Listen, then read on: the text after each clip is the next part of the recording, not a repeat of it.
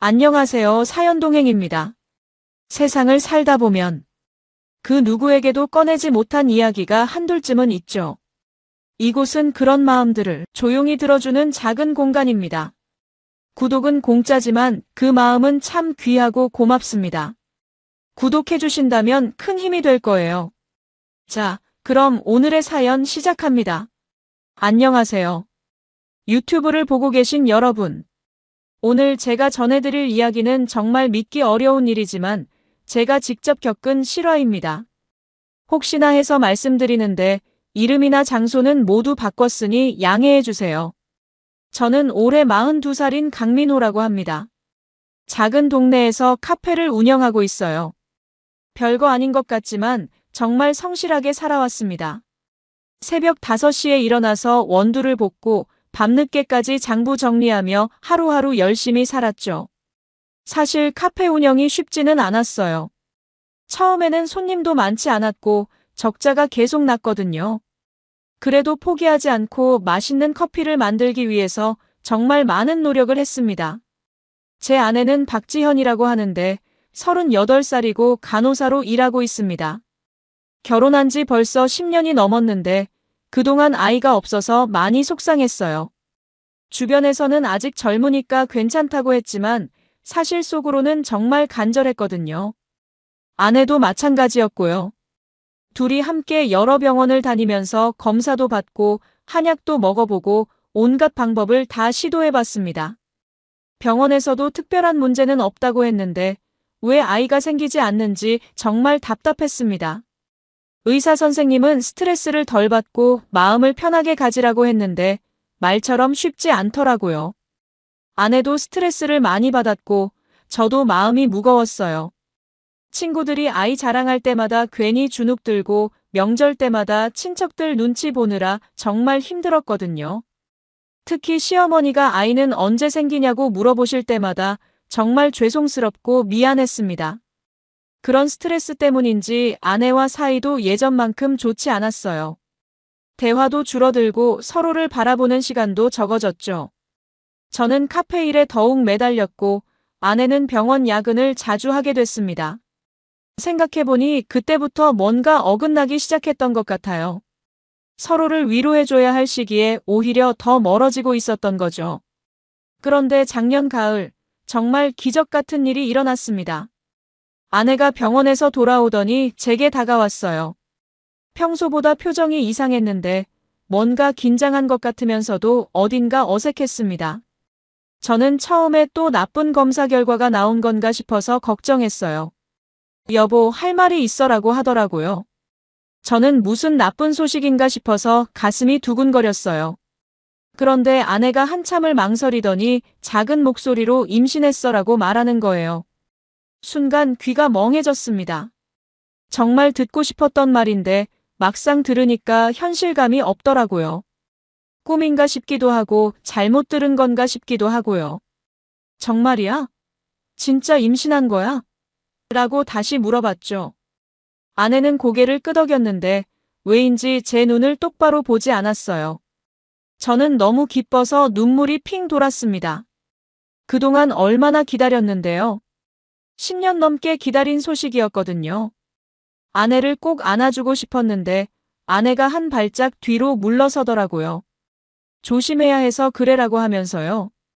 저는 그런 아내의 반응이 당연하다고 생각했어요. 임신 초기에는 조심해야 한다고 들었으니까요. 우리 부모님께도 바로 알려야지. 라고 말했는데 아내가 갑자기 손을 흔들며 아직은 말하지 마. 조금만 기다려라고 하더라고요. 초기라서 불안하다는 뜻인가 싶어서 저도 알았어. 안정될 때까지 기다리자라고 했습니다. 하지만 뭔가 이상했어요.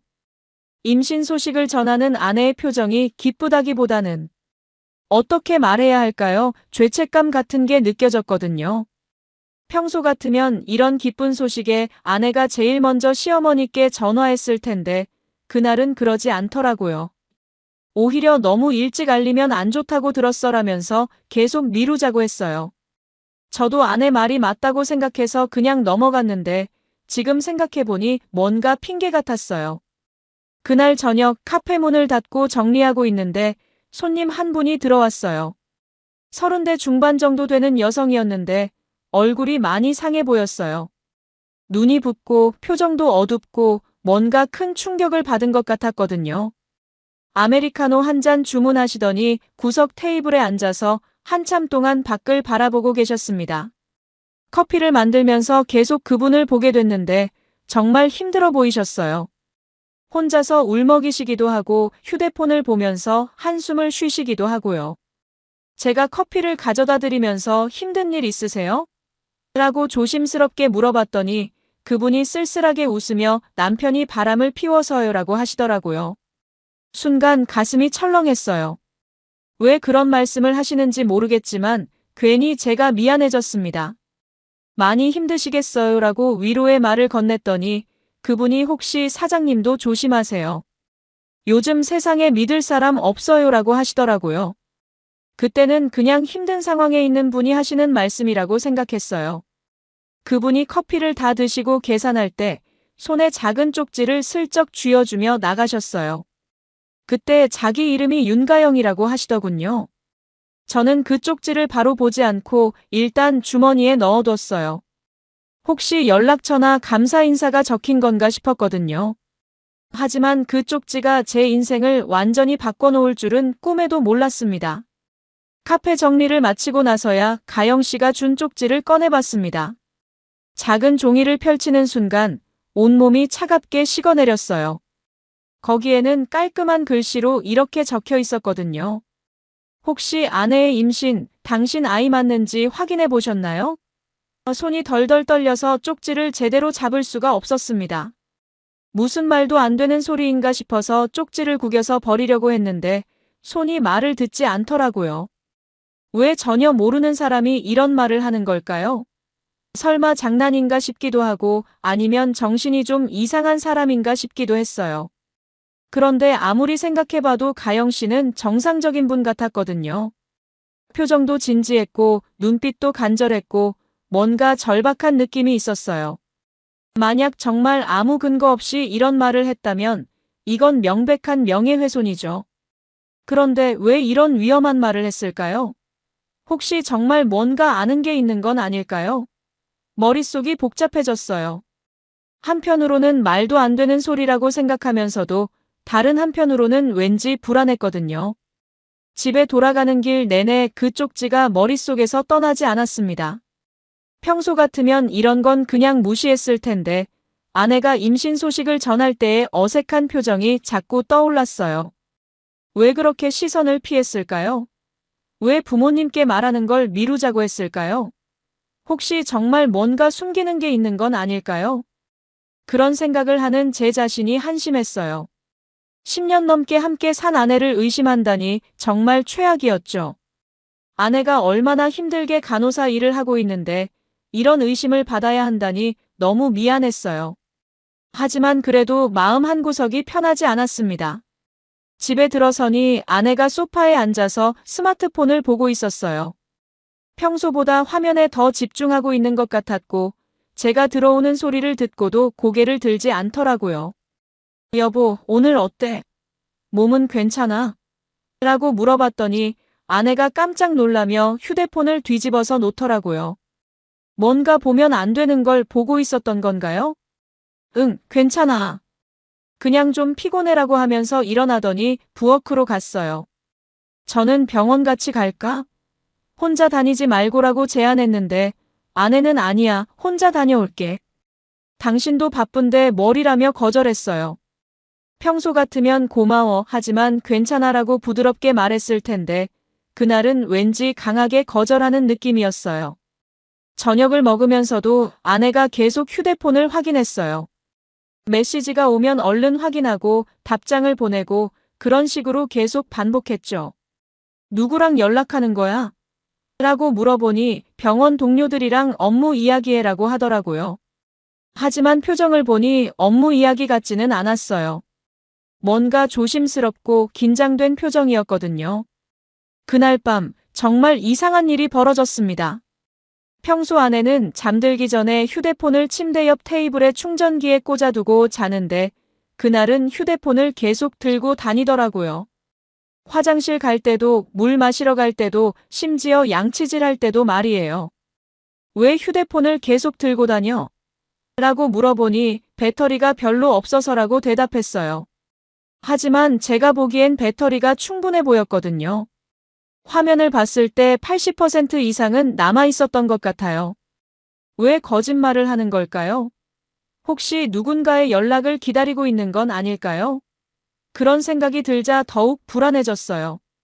새벽 2시쯤 잠깐 잠이 깼는데 침대 옆에 아내가 없더라고요. 화장실에서 작은 목소리로 누군가와 통화하는 소리가 들렸어요. 목소리가 너무 작아서 내용은 들리지 않았지만 분명히 누군가와 대화하고 있었습니다. 새벽에 누구랑 전화할 일이 있을까요? 응급실 근무 때문일 수도 있다고 생각했지만 뭔가 개인적인 통화 같았어요. 통화하는 목소리 톤이 평소와 달랐거든요. 좀 더 부드럽고 다정한 느낌이었어요. 병원 동료나 상사와 통화할 때의 목소리가 아니었어요. 오히려 가까운 사람, 그것도 이성과 통화할 때의 목소리 같았습니다. 그런 생각이 들자 가슴이 답답해졌어요. 10여 분 후에 아내가 침대로 돌아왔는데 저는 자는 척했어요. 아내는 조심스럽게 누우면서 휴대폰을 베개 밑에 넣더라고요. 평소엔 절대 그런 적이 없었는데 말이에요. 왜 휴대폰을 베개 밑에 숨기는 걸까요? 누구에게도 보이고 싶지 않은 무언가가 있는 건가요? 다음 날 아침에 어젯밤에 병원에서 연락 왔어?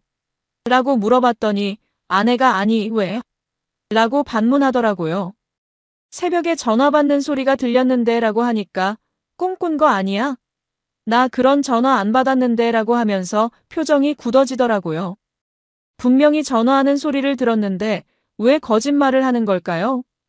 그 순간 가영 씨가 준 쪽지가 다시 떠올랐어요. 혹시 정말 뭔가 숨기는 게 있는 건 아닐까요? 아내의 행동 하나하나가 이상해 보이기 시작했습니다. 임신 소식을 들었을 때 기뻐하기보다는 당황한 것 같았던 표정, 부모님께 알리는 걸 미루자는 말, 병원에 혼자 가겠다는 고집, 그리고 휴대폰을 계속 들고 다니는 모습까지. 하루 종일 그런 생각만 했어요. 카페에서 일하면서도 집중이 안 됐고 손님들과 대화할 때도 딴 생각을 하고 있었죠. 혹시 제가 너무 예민하게 반응하는 건 아닐까요? 임신으로 인한 호르몬 변화 때문에 아내가 평소와 다르게 행동하는 건 아닐까요? 그래도 마음 한구석이 계속 불편했어요. 가영 씨는 왜 그런 쪽지를 줬을까요? 정말 아무 근거 없이 그런 말을 했을까요? 혹시 뭔가 아는 게 있어서 저에게 경고해 준 건 아닐까요? 그분도 남편의 불륜으로 힘들어하고 있다고 했는데 혹시 제 아내와 관련이 있는 건 아닐까요? 밤이 되어서도 계속 그런 생각이 들었어요. 아내는 평소처럼 행동했지만 제 눈에는 모든 게 다르게 보였습니다. 웃을 때도 어색해 보이고 대화할 때도 시선을 피하는 것 같고 휴대폰을 볼 때도 뭔가 숨기는 것 같았어요. 정말 제가 너무 의심 많은 사람이 된 건 아닐까요? 며칠이 지나도 마음이 편하지 않았습니다. 가영 씨가 준 쪽지를 버리지 못하고 카페 서랍에 넣어뒀는데 일하면서도 자꾸 그게 신경 쓰였어요. 손님들 주문을 받으면서도 딴 생각을 하고 있었고 커피를 내릴 때도 집중이 안 됐죠. 결국 가영 씨를 다시 만나보기로 결심했습니다. 그분이 왜 그런 말을 했는지 혹시 정말 아는 게 있는 건지 확인해야겠다고 생각했거든요. 문제는 가영 씨 연락처를 물어보지 못했다는 거였어요. 그날 너무 당황해서 제대로 된 대화도 못 나눴거든요. 혹시 다시 카페에 오실까 싶어서 며칠 동안 기다렸는데 쉽게 나타나지 않으시더라고요. 매일 저녁 문을 닫을 때까지 기다렸지만 소용없었어요. 일주일이 지나고 나서야 다행히 가영 씨가 다시 오셨어요.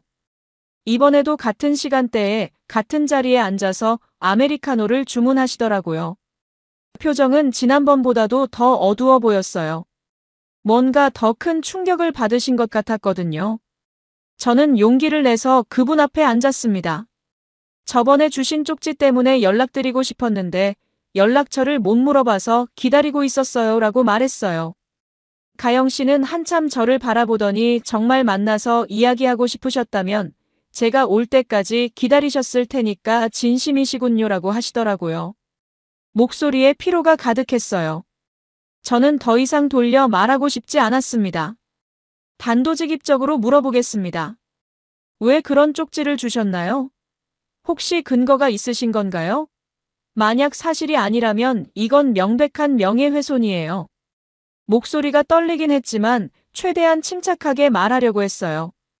가영 씨가 깊게 한숨을 쉬더니 커피 잔을 두 손으로 감싸쥐고 말씀하시더라고요. 저도 이런 말을 하고 싶지 않아요. 상처받고 싶지도 않고 다른 사람 인생에 개입하고 싶지도 않아요. 하지만 분명히 알아야 할 것 같아서 용기를 낸 거예요. 그러면서 핸드백에서 큰 봉투를 하나 꺼내시더니 이걸 보시고 직접 판단하세요라고 하시면서 저에게 건네주셨어요. 봉투를 받는 제 손이 덜덜 떨렸어요. 안에 뭐가 들어있는지 무서웠거든요. 하지만 알아야 했어요. 진실이 뭔지 확인해야 했습니다. 봉투를 열어보니 사진이 여러 장 들어있었어요. 첫 번째 사진을 보는 순간 정말 세상이 무너지는 느낌이었습니다. 사진 속에는 아내와 모르는 남자가 호텔 로비를 나서는 모습이 찍혀 있었거든요. 아내가 그 남자 팔짱을 끼고 있었고 두 사람 모두 자연스럽고 친밀한 표정이었어요. 이게 우연히 마주친 사람이랑 찍은 사진이라고는 절대 볼 수 없었습니다.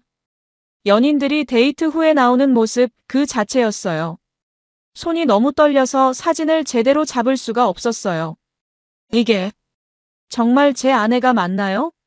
라고 물어봤는데 목소리가 제대로 나오지 않더라고요.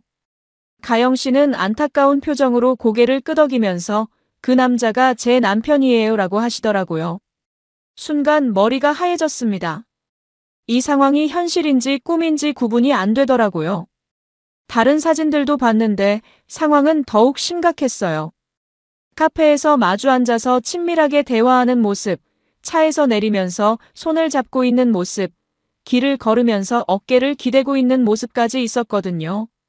모든 사진이 최근에 찍힌 것 같았고 두 사람이 단순한 지인 관계가 아니라는 게 확실해 보였습니다. 특히 충격적이었던 건 아내의 표정이었어요. 집에서 저와 함께 있을 때는 보여주지 않던 밝고 행복한 표정을 그 남자 앞에서는 보이고 있더라고요. 정말 사랑하는 사람과 함께 있을 때의 표정이었어요. 저는 의자에 주저앉으면서 머리를 감싸쥐었습니다. 이게 진짜 현실인가요? 라고 중얼거렸죠. 가영 씨도 눈물을 글썽이면서 처음엔 저도 믿고 싶지 않았어요. 남편을 의심하는 제 자신이 나쁜 사람 같았거든요. 하지만 증거를 보니까 더 이상 부정할 수 없었어요 라고 하시더라고요. 그분도 저와 똑같은 심정이었던 거죠. 언제부터 이런 일이 있었던 건가요? 라고 물어봤더니 가영 씨가 정확히는 모르겠지만 적어도 반년 이상은 된 것 같아요. 제 남편이 병원에서 일하는 의사거든요.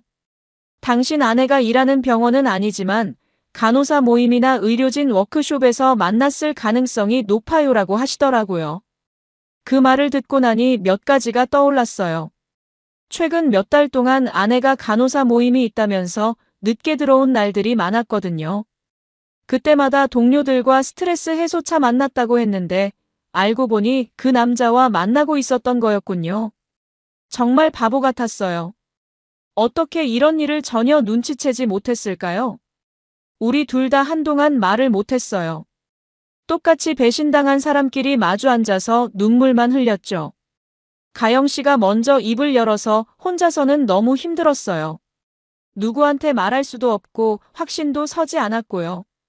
그런데 우연히 이 카페에 와서 사장님을 만나게 됐고 아내분이 임신했다는 소식까지 듣게 되니까 도저히 그냥 넘어갈 수 없었어요 라고 하시더라고요. 그런데 어떻게 제 아내가 임신했다는 걸 아셨어요? 라고 물어보니 제 남편이 누군가랑 통화하면서 축하한다. 이제 정말 새 출발이다라고 하는 걸 들었어요. 그래서 누구랑 통화하는지 물어봤더니 당황하면서 대충 넘어가더라고요. 나중에 휴대폰을 몰래 봤더니 당신 아내와 주고받은 메시지가 있었거든요 라고 하시더라고요. 그 순간 정말 모든 퍼즐이 맞춰지는 느낌이었어요. 아내가 임신 소식을 전할 때 왜 그렇게 어색했는지, 왜 부모님께 말하는 걸 미루려고 했는지, 왜 새벽에 몰래 전화를 했는지 모든 게 이해됐습니다. 그 남자에게 임신 소식을 먼저 알린 거였구나 싶었어요. 카페에서 가영 씨와 헤어진 후 저는 집에 돌아가서 더 확실한 증거를 찾아보기로 했습니다. 사진만으로는 법정에서 승부하기 어려울 것 같았고 무엇보다 아내가 끝까지 부인할 가능성이 높았거든요. 더 결정적인 증거가 필요했어요.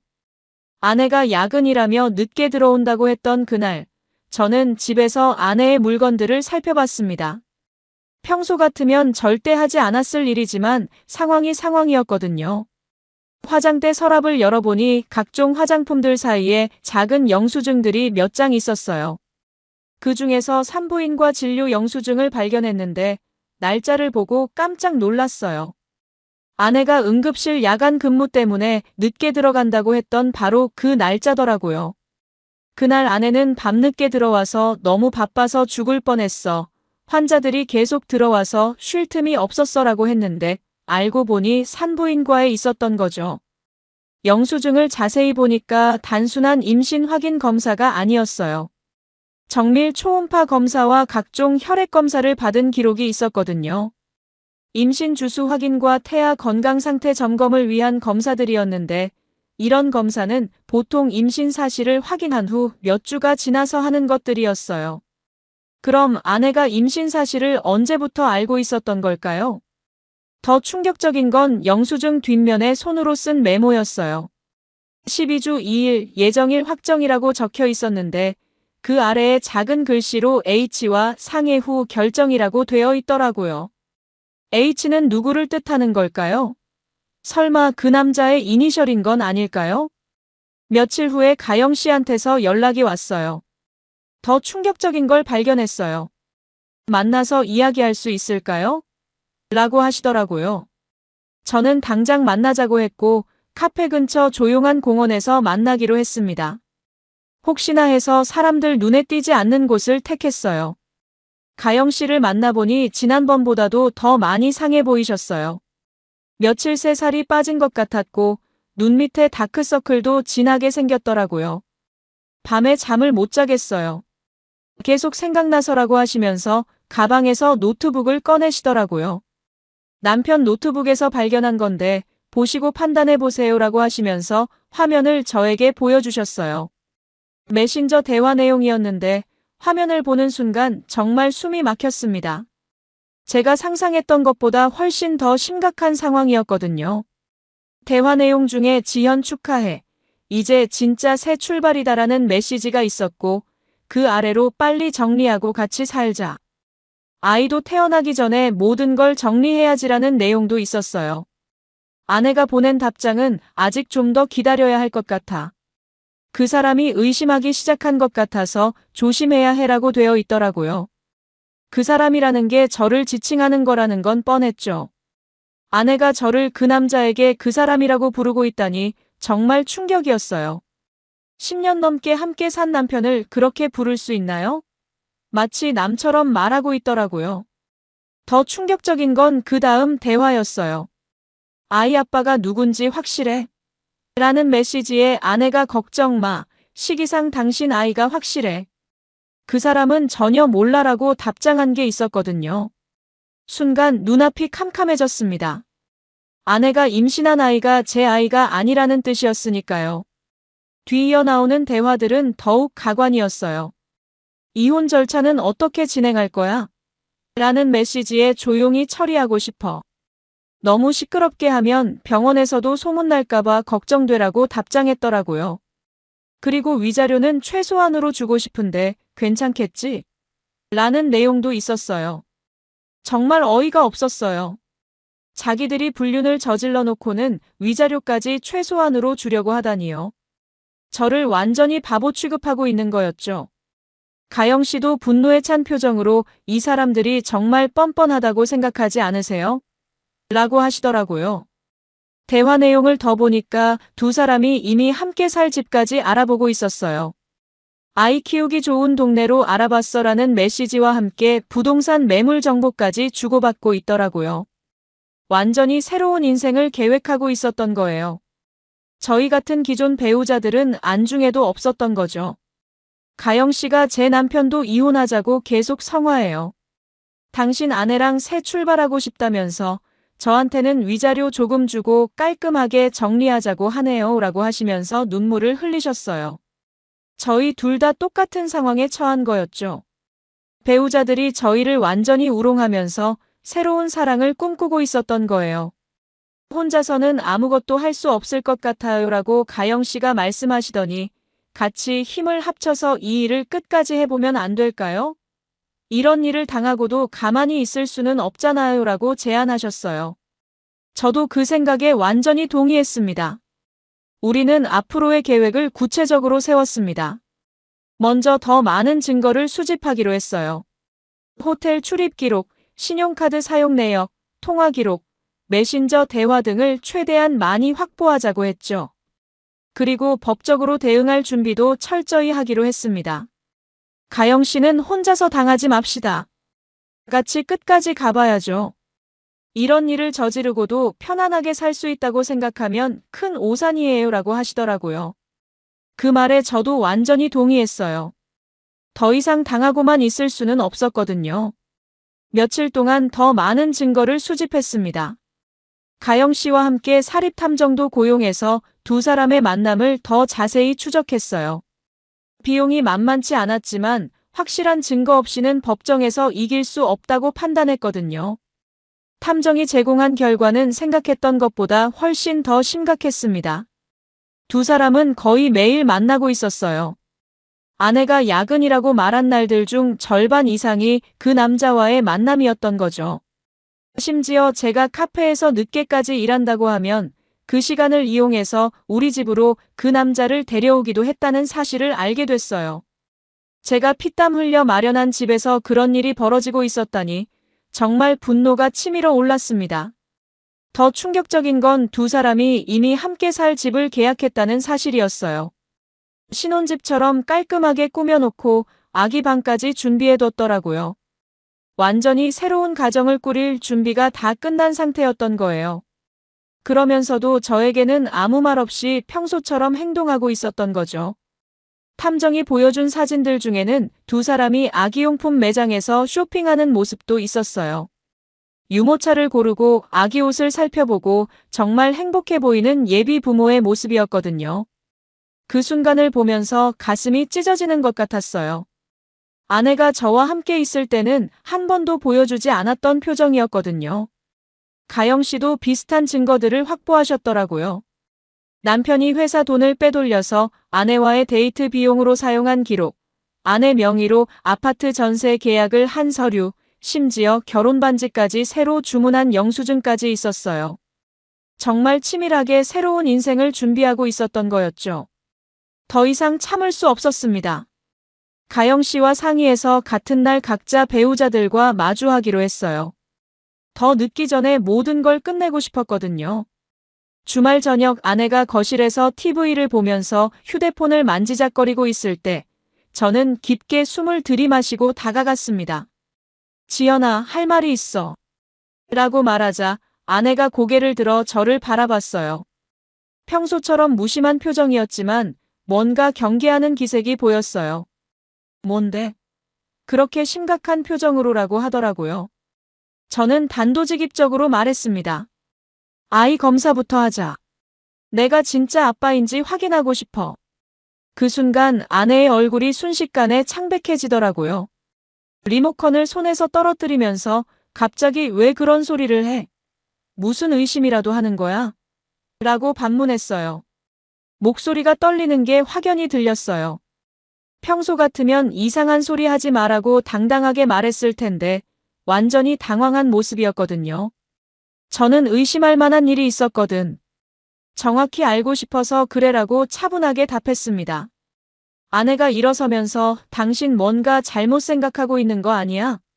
내가 언제 그런 짓을 했다고? 라고 하면서 목소리가 점점 높아지기 시작했어요.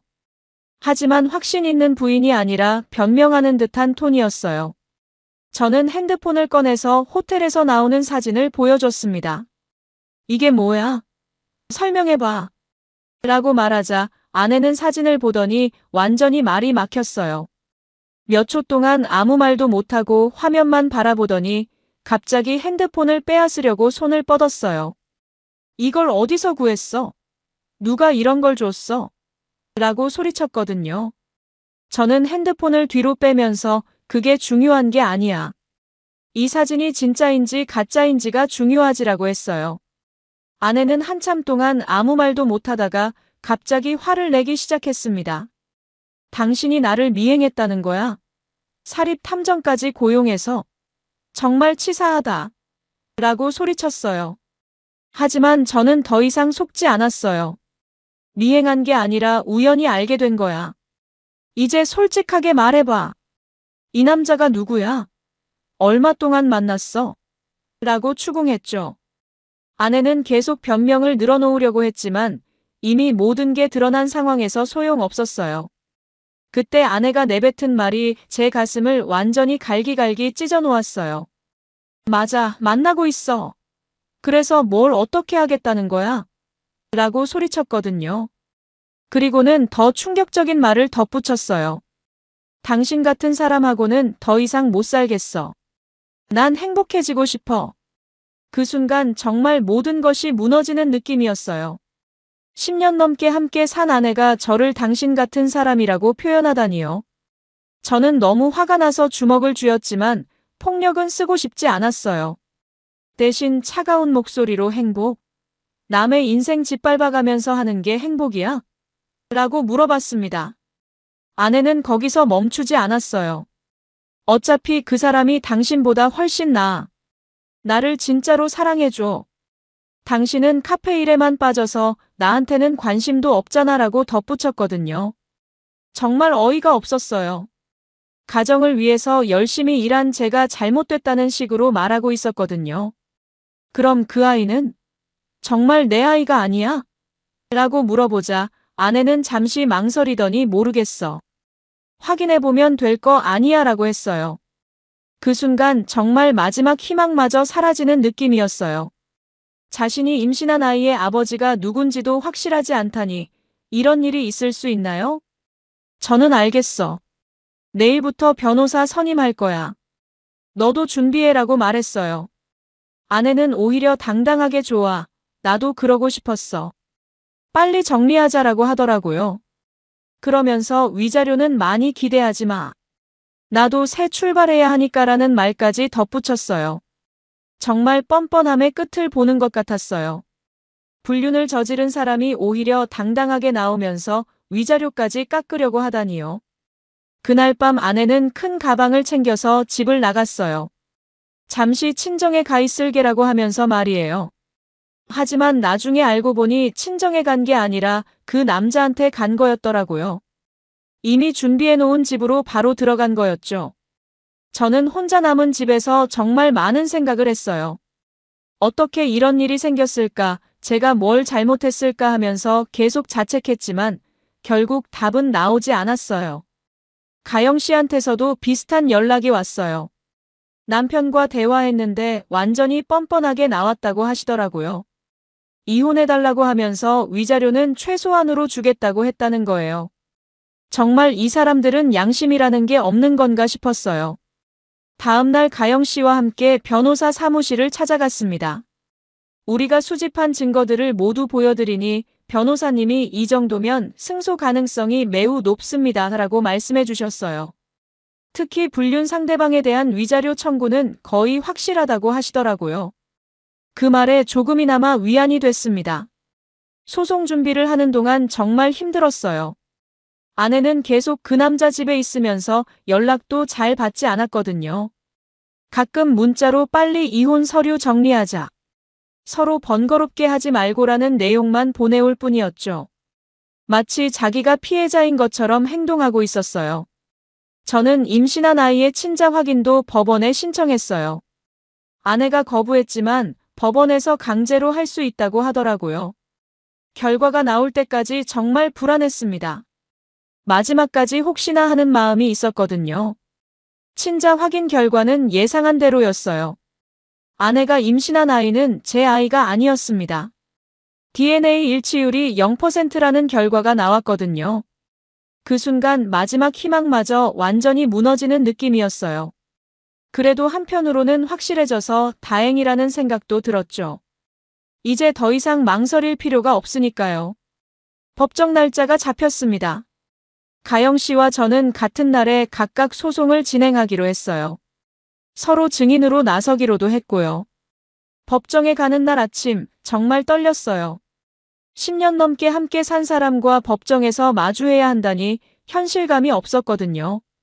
법정에서 아내를 다시 봤을 때 정말 많은 감정이 교차했어요.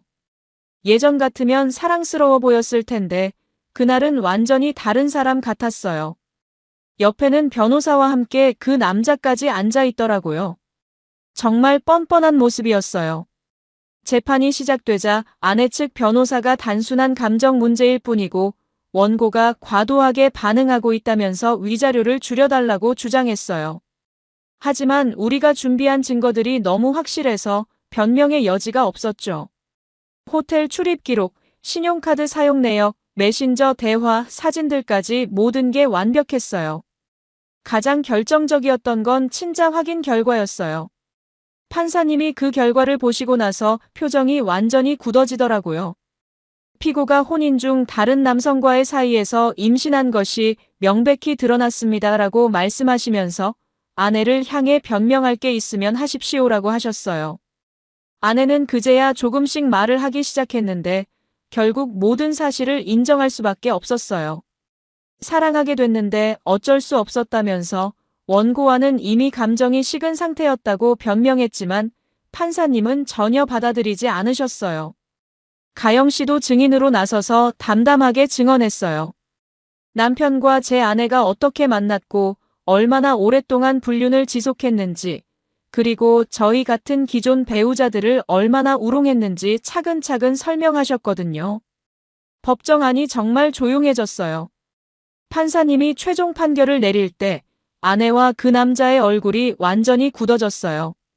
피고들의 행위는 명백한 불법 행위이며 원고들에게 회복하기 어려운 정신적 피해를 입혔습니다라고 하시면서 위자료로 각각 3천만 원씩을 지급하라고 판결하셨어요. 그리고 이혼도 당연히 인용됐죠. 혼인을 지속하기 어려운 중대한 사유가 있다면서 아내의 모든 재산 분할 청구를 기각하셨어요. 심지어 제가 혼자 장만한 집도 저 혼자 갖게 됐고요. 법정을 나올 때 가영 씨와 서로를 향해 고개 숙여 감사의 눈빛을 보냈어요. 아내는 법정 밖에서도 끝까지 당신이 너무 심하게 한다면서 원망의 말을 늘어놓았지만 저는 더 이상 들어주고 싶지 않았어요. 이제 끝났어. 새 출발하라고 했잖아라고 말하고는 등을 돌렸습니다. 그날 밤 집에 혼자 돌아와서 정말 많은 생각을 했어요. 분노도 있었고 후련함도 있었고 그리고 묘한 해방감도 있었어요. 10년 넘게 함께한 결혼 생활이 끝났다는 게 실감나지 않았지만 적어도 더 이상 속지는 않을 거라는 안도감은 있었거든요. 가영 씨한테서 연락이 와서 정말 수고 많으셨어요. 혼자였다면 절대 할 수 없었을 일이에요 라고 하시더라고요. 저도 마찬가지였어요. 혼자서는 절대 이런 결과를 얻을 수 없었을 거예요. 서로가 서로에게 힘이 되어준 덕분에 끝까지 갈 수 있었던 거죠. 판결이 나온 후 몇 주가 지나면서 아내와 그 남자의 상황이 어떻게 돌아가고 있는지 소식이 들려왔어요.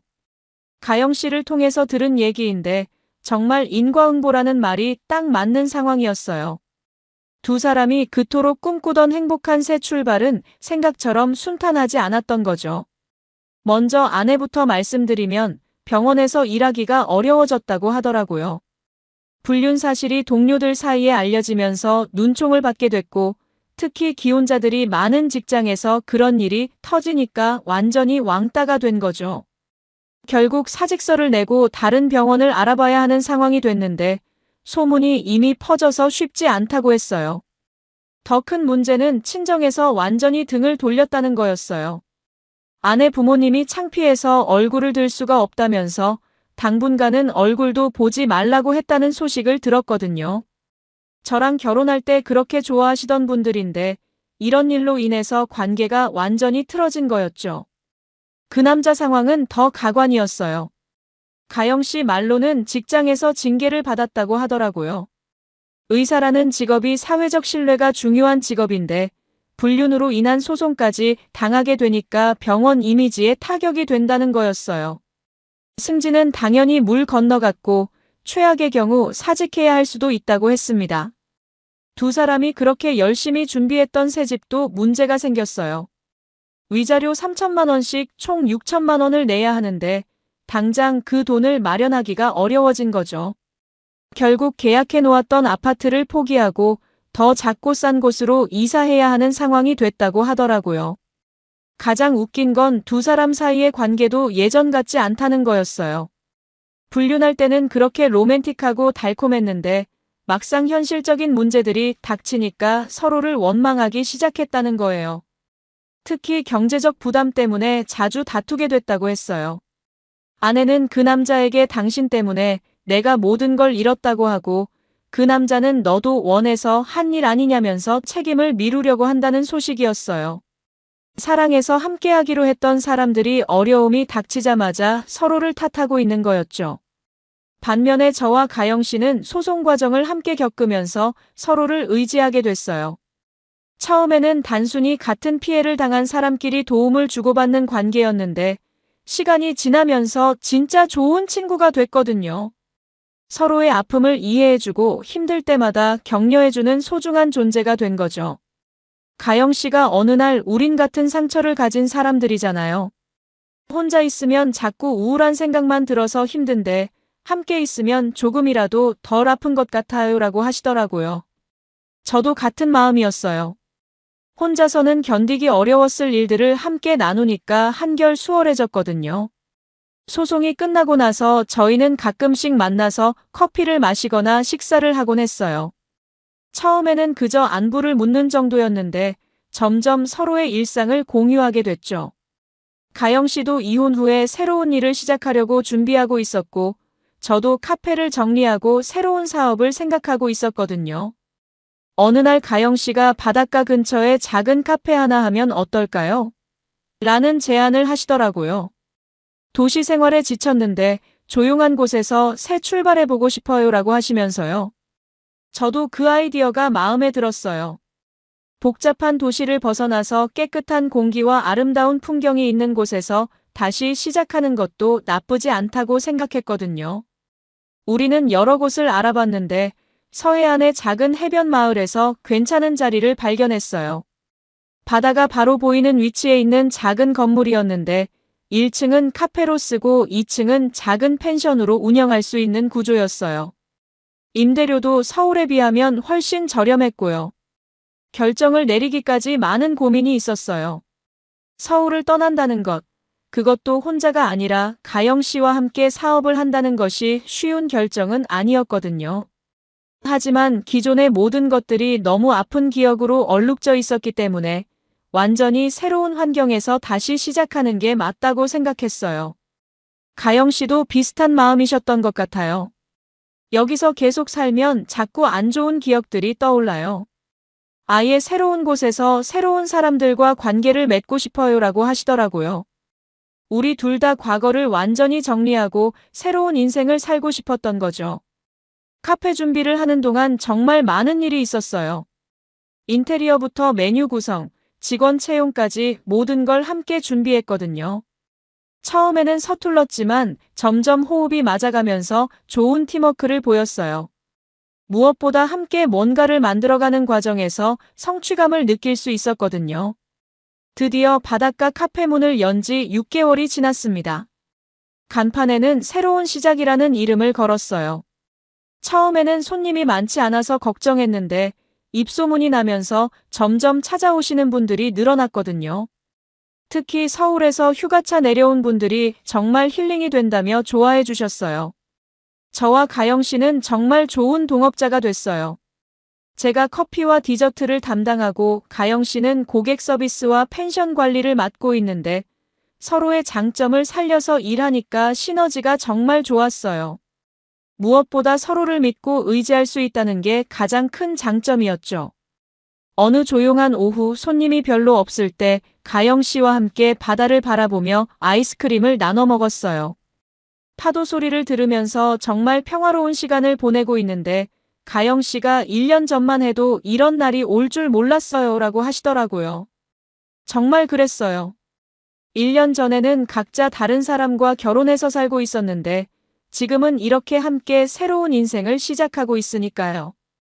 그때는 정말 절망적이었는데 지금 생각해보니 오히려 잘된 일 같아요 라고 제가 말했더니 가영 씨도 맞아요. 그 일이 없었다면 지금의 우리도 없었을 테니까요 라고 하시더라고요. 가끔 예전 일이 생각나기도 해요. 아내와 그 남자가 지금 어떻게 살고 있는지, 아이는 잘 키우고 있는지 궁금하기도 하고요. 하지만 더 이상 분노나 원망은 느끼지 않아요. 오히려 그들 덕분에 더 소중한 것을 찾을 수 있었다고 생각하거든요.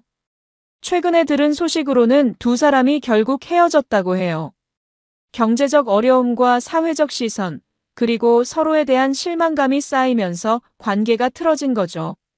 아내는 아이를 키우느라 힘들어하고 있다고 하고 그 남자는 다른 지역으로 이사가서 새로 시작하려고 한다는 얘기를 들었어요.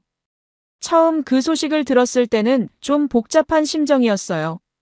한편으로는 그럴 줄 알았다는 생각이 들었고 다른 한편으로는 약간의 안타까움도 있었거든요. 하지만 이제는 그들의 삶에 관심을 두지 않기로 했어요. 제 인생을 사는데 집중하는 게 더 중요하니까요. 카페를 운영하면서 정말 많은 사람들을 만났어요. 저희처럼 인생의 어려운 시기를 겪고 계신 분들, 새로운 시작을 준비하는 분들, 그냥 일상에서 벗어나서 휴식을 취하고 싶은 분들까지 다양했죠. 그분들과 대화를 나누면서 사람 사는 게 다 비슷하구나라는 생각을 많이 했어요. 특히 기억에 남는 손님이 있었어요. 50대 후반의 남성분이셨는데 아내의 불륜으로 이혼을 하시고 혼자 여행을 다니고 계셨거든요. 저희 카페에서 며칠 머물면서 여기 있으니까 마음이 편해진다고 하시더라고요. 떠나실 때 두 분처럼 새로운 출발을 할 수 있어서 정말 부럽습니다 라는 말씀을 해주셨어요. 그런 분들을 만나면서 저희도 더 큰 의미를 찾게 됐어요. 단순히 카페를 운영하는 게 아니라 상처받은 사람들에게 위로가 되는 공간을 만들고 있다는 생각이 들었거든요. 가영 씨도 우리가 겪은 아픔이 헛되지 않은 것 같아요 라고 하시더라고요. 요즘에는 저녁에 카페 문을 닫고 나서 가영 씨와 함께 바닷가를 산책하는 게 일상이 됐어요. 파도 소리를 들으면서 하루 있었던 일들을 이야기하고 내일 계획을 세우고 가끔은 그냥 조용히 걸으면서 생각에 잠기기도 하죠. 정말 평범하지만 소중한 시간들이에요. 어느 날 산책을 하면서 가영 씨가 민호 씨, 우리 정말 잘한 것 같아요 라고 하시더라고요. 뭘요? 라고 물어보니 그때 포기하지 않고 끝까지 싸운 건 말이에요. 만약 그냥 당하고만 있었다면 지금의 우리는 없었을 거잖아요 라고 하시더라고요. 정말 그랬어요. 만약 가영 씨가 그 쪽지를 주지 않았다면, 만약 저희가 힘을 합치지 않았다면, 만약 끝까지 포기하지 않았다면 지금의 이 모든 것들이 불가능했을 거예요. 때로는 인생에서 가장 힘든 순간이 가장 큰 전환점이 되기도 하는 것 같아요. 지금 저는 정말 행복해요. 예전처럼 복잡한 감정에 휘둘리지 않고 매일매일 단순하지만 의미 있는 일상을 보내고 있거든요. 가영 씨와 함께 만들어가는 이 작은 카페가 저에게는 전 세상보다 소중해요. 물론 앞으로도 어려움이 있을 거예요. 사업이 항상 순탄할 수도 없고 예상치 못한 문제들이 생길 수도 있죠. 하지만 이제는 두렵지 않아요. 가영 씨와 함께라면 어떤 어려움도 극복할 수 있을 것 같거든요. 서로를 믿고 의지하며 함께 걸어온 시간들이 그런 확신을 주는 것 같아요. 어젯밤에는 카페 테라스에서 가영 씨와 함께 별을 봤어요. 도시에서는 볼 수 없었던 수많은 별들이 반짝이고 있었죠. 저 별들처럼 우리도 어둠 속에서 빛나고 있는 것 같아요 라고 가영 씨가 말씀하시더라고요. 정말 아름다운 표현이었어요. 배신이 남긴 건 상처였지만 한 장의 쪽지가 우리에게 새로운 길을 열어주었습니다.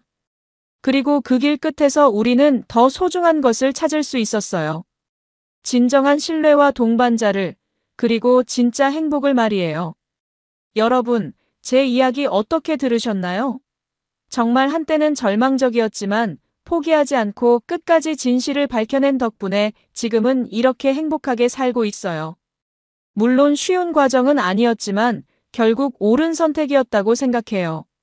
만약 여러분들이 비슷한 상황에 처한다면 어떻게 하실 건가요? 그냥 참고 넘어가실 건가요? 아니면 저처럼 끝까지 진실을 밝혀내실 건가요? 댓글로 여러분의 생각을 들려주세요. 여러분, 오늘 사연 어떻게 들으셨나요? 지금 이 순간 무슨 생각이 드셨는지도 궁금합니다. 여러분의 소중한 생각을 댓글로 남겨주세요. 지금까지 사연동행이었습니다. 함께 해주신 모든 분들께 진심으로 마음 깊이 감사드립니다. 방송 끝나기 전에 혹시 아직 구독과 좋아요 안 누르셨다면 그 한 번의 클릭이 이 채널을 계속 이어가게 하는 큰 힘이 된답니다. 다음 사연에서 다시 인사드릴게요. 여러분 평안하세요.